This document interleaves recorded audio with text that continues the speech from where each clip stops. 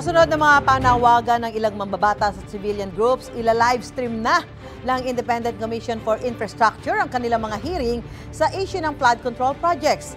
Higpitan naman ng Department of Trade and Industry ang pag-aaproba sa mga kumpanya nag-a-apply na maging kontraktor. May unang balita si Joseph Morong. Sa loob ng mahigit isang buwan ng pag-iimbestiga ng Independent Commission for Infrastructure, ilang beses nang nanawagan ng iba't ibang grupo at individual. Isa publiko o live-stream daw dapat ang mga pagdinig para mas maging transparent ang investigasyon. Sinabi noon ng ICI closed door ang mga pagdinig nila para hindi mauwi sa trial by publicity at para hindi magamit sa political agenda.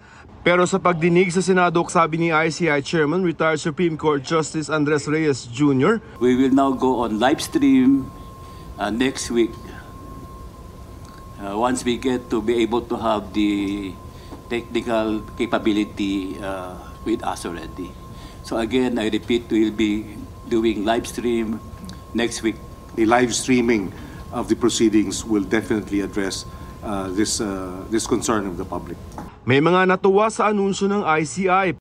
Pero sabi ng Makabayan Block, noon pa dapat ginawa ang pagla-livestream.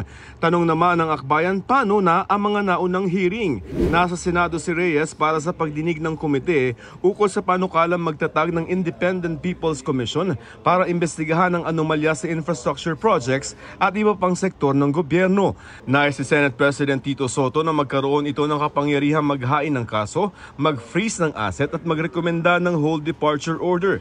Pero kung malikha ang IPC, anong mangyayari sa ICI? Ayon kay Soto, magkakaroon ng parang sunset provision yun. Baka ituloy na yun. Baka ituloy doon. Suwestyon naman ni retired Chief Justice Renato Puno bigyan ng proteksyon ng mga miyembro nito laban sa harassment at pang-iimpluwensya para tunay ito maging independent. It is respectfully suggested that the bill should not only give the Commission the power to investigate, but also the power to file the appropriate charges and the power to prosecute them. Not just to investigate, not just to be glorified researchers. Panukala naman ni ICI member at dating DPWH Secretary Rogelio Singson gayahin ang kapangyarihan ng investigative body sa ibang bansa. The legal process that we have to follow is so tedious. Bago po may makulong, ang haba ho ng proseso.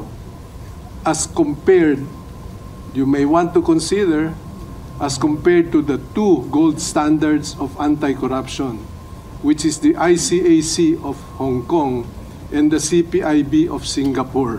Sa ICI, humanap si Trade Secretary Cristina Roque para ipaliwanag kung paano na-accredit ang isang kontraktor para magkaproyekto sa gobyerno.